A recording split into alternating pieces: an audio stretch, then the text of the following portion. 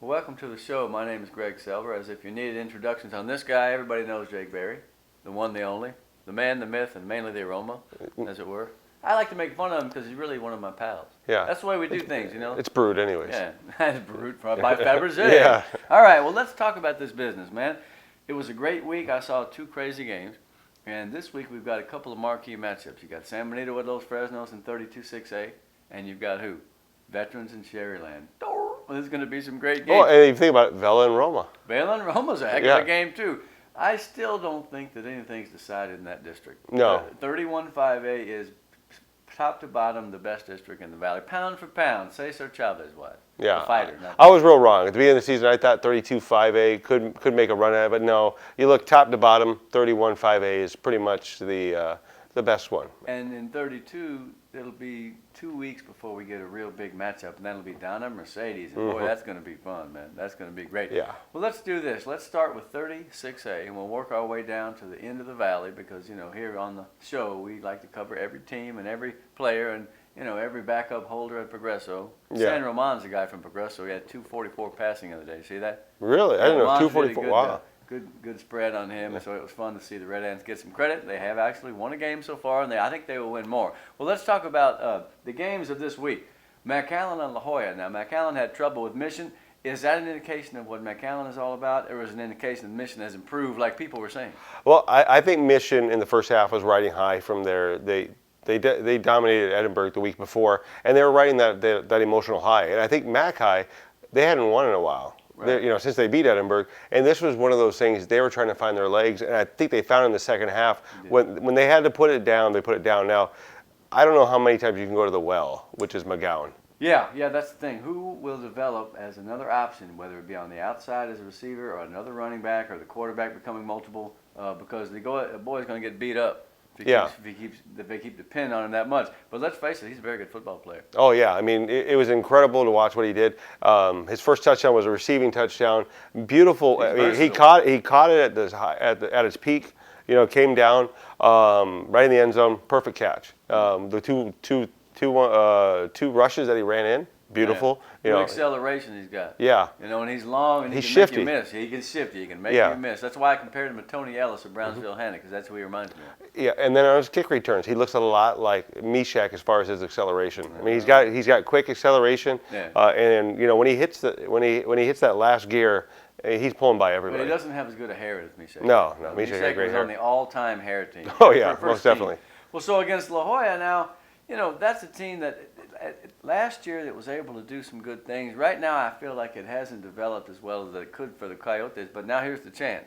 Yeah. They got to get going now. They got to win a district game sooner than later. Yeah, and I do think there's some parity in that district. I mean, you have Memorial at the top, and I think they're hands down the best team in that district. That's the way it looks so far. Yeah, but I think there's some parity between 2 and 8.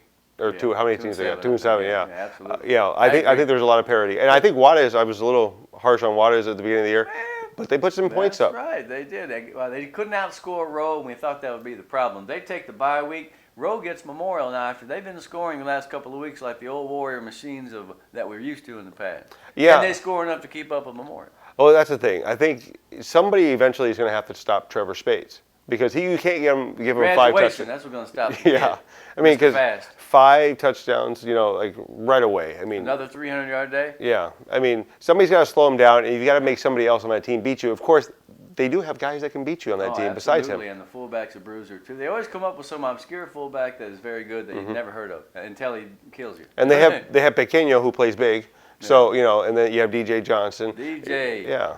DJ. He's on the all-hair team too. All right, now so. Speaking of Mishak, ... Mm-hmm. Kid may break the all-time single-season record. I was wondering where you were going with that. I thought we had something like that. I didn't look at my notes. 3,300. He's averaging what it would take right now if they play 2 playoff games. Yeah.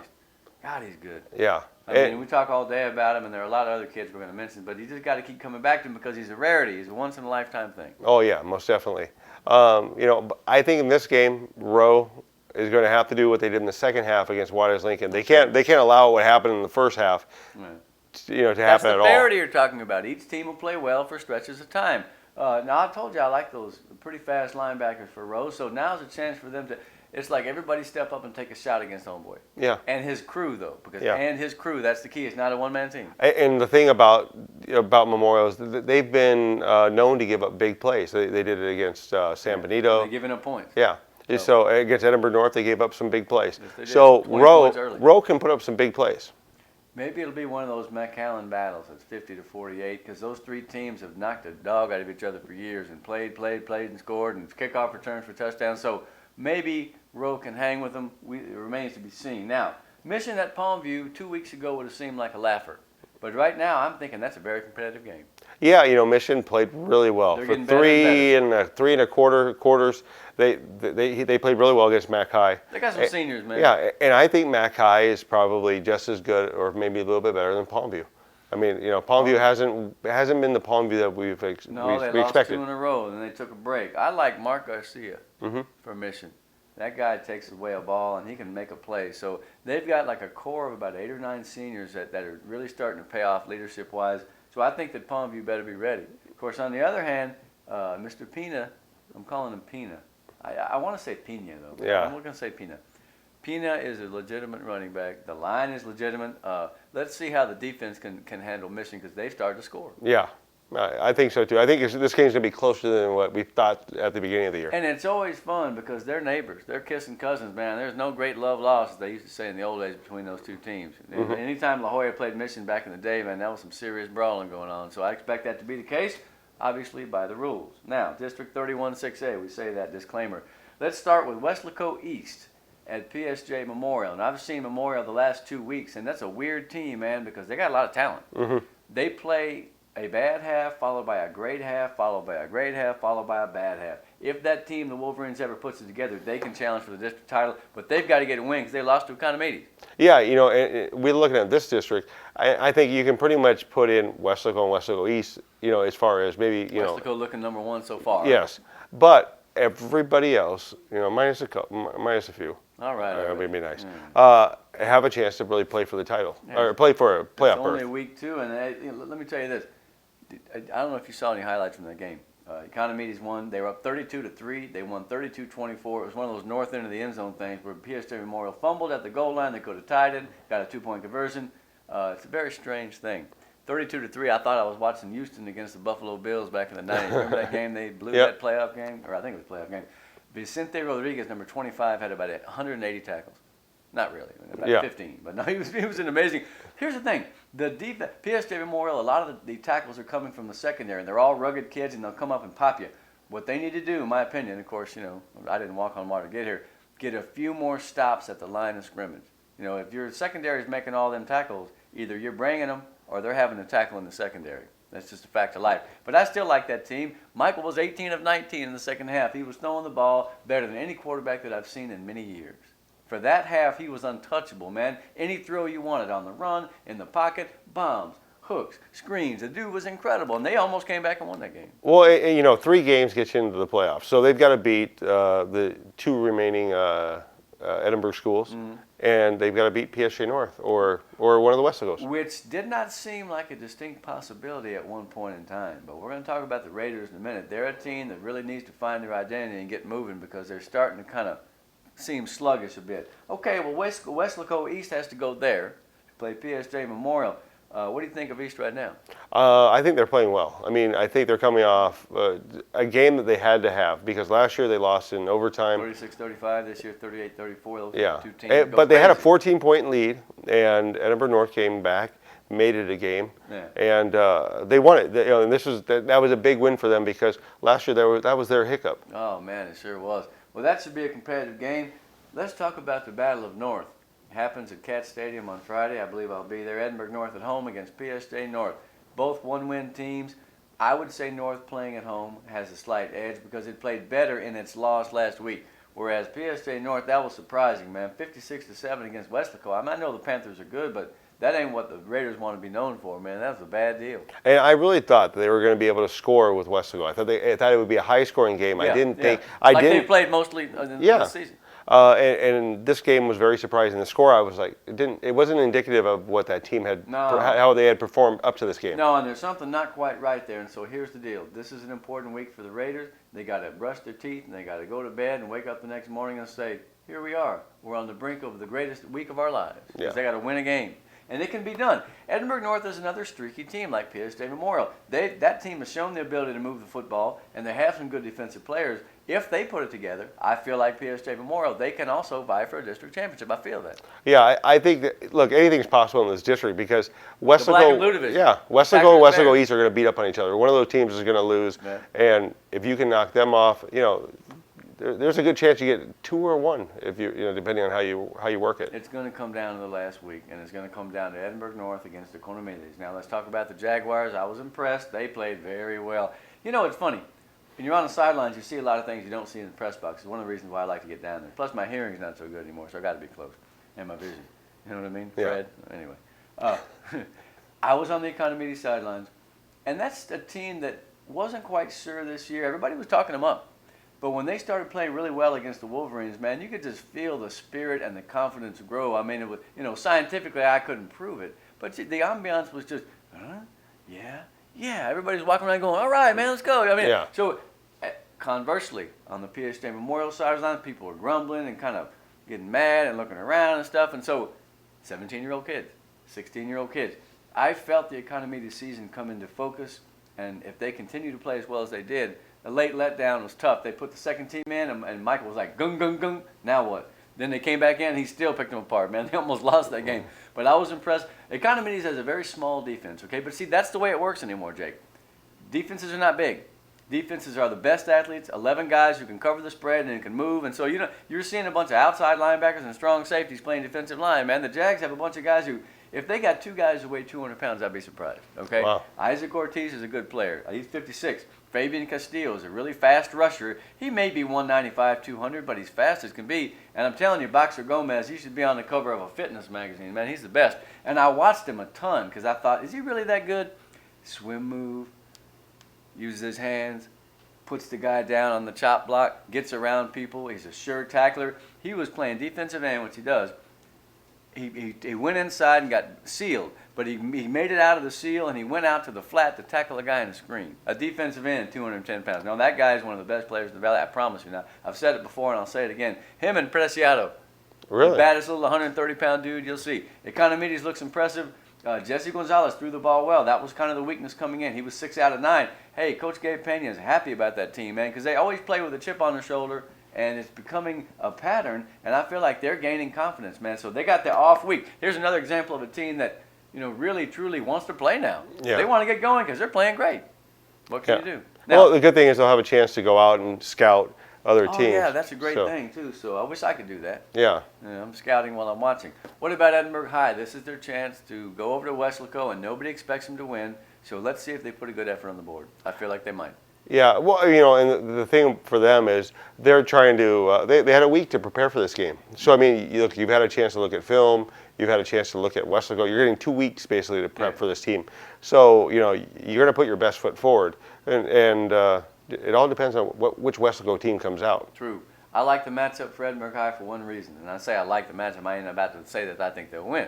I like the matchup because they have some speed on defense. They're not that big. And against Weslaco, you need guys to pursue, but not over pursue. You need to get there, but not go past there because they're going to come back the other way. So a slow defense, not that good. But a quick defense against Weslaco is not a bad thing. And Weslaco, I'm not saying they're one-dimensional, but they do like to run. And so, Until you get sucked in, they throw a 71-yard touchdown pass. I know. And they're going to have to watch Brian Guerra. You never know when that guy's going to take off. And Jonathan run. Martinez, 177 yards. Uciel's a good back. I don't know what it is about Weslaco, but man, they get running backs that fall out of the trees over there. It's amazing. Yeah. Both them and East. What is it about Weslaco? Gee whiz. Yeah. Always good running backs. Okay, well, that's the district there. Let's go down south and talk about 32-6A. Before we get to San Benito Los Fresno, let's talk about Brownsville Veterans playing Rivetta. Veterans got us scared. Yes. Harlingen South played them so well. Bombs away. And we're talking about a team, when we talk about teams that are depleted, they're a team that's depleted. They got guys going both ways. Their coaching staff is having to work extra hard, and so are their players.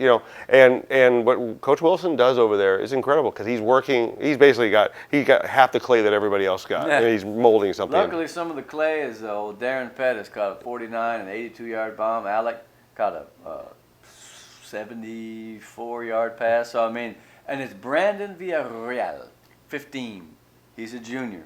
That guy supplanted the other boy at quarterback, and man, he can run, he can throw, and South is dangerous, man. They had Brownsville vets.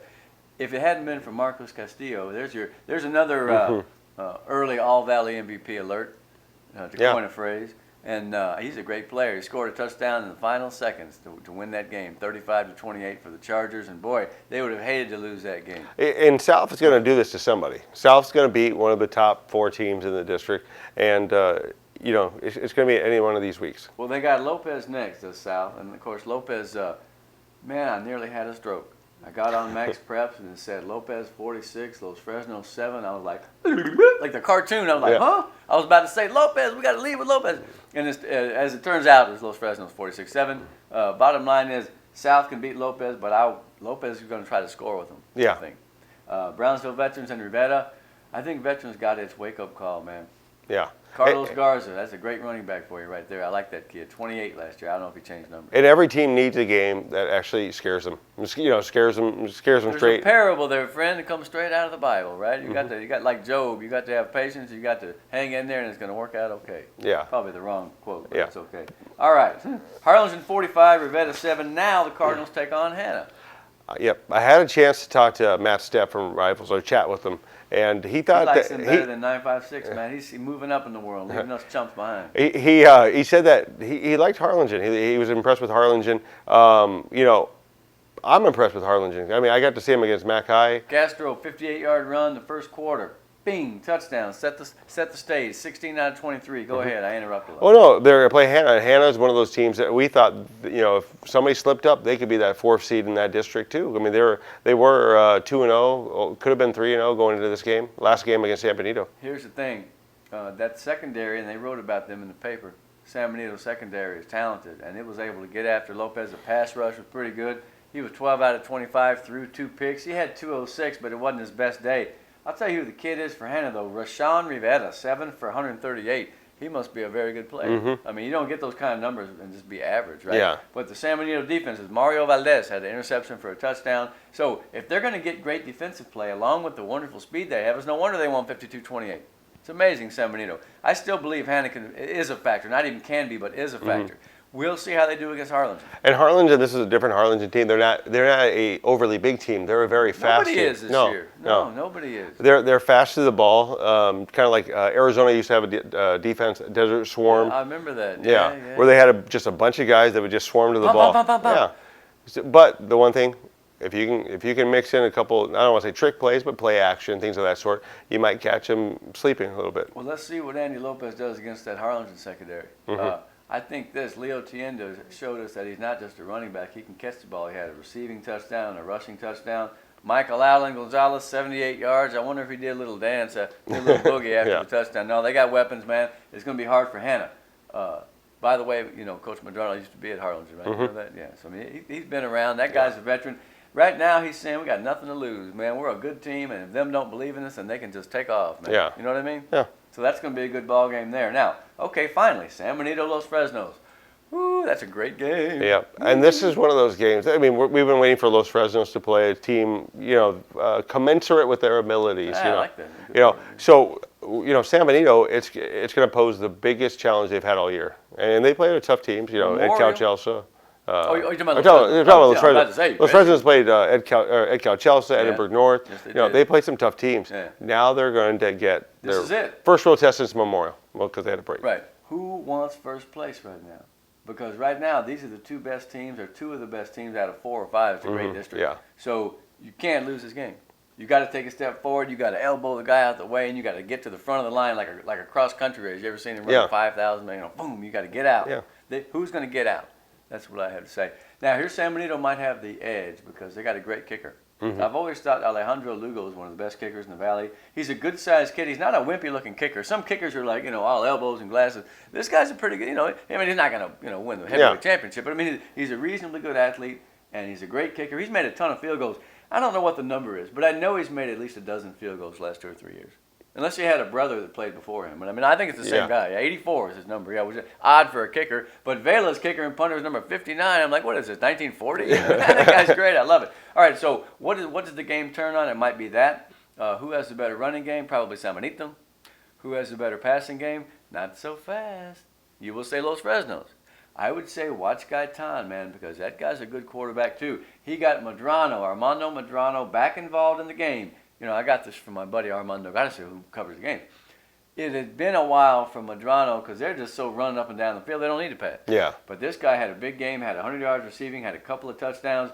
He's as good as Pete Pettis for Los Fresnos. Is a wonderful kid. We've showed that highlight 2 or 3 times over the past couple of weeks, where the kid catches the ball, he does a couple of spins, almost falls down. You know, 88, the one I'm talking about. And that ain't the only guy they got, but those two guys are, you know, you're talking about all Valley receivers. Now, of course, I'm giving the awards before we haven't even played the game. Yeah. But those two guys are great. Got to be top 5, I think. I really think it's gonna be very similar to the Memorial game, where they're gonna score back and forth, and I think the first team with the first turnover is really going to give the upper hand away.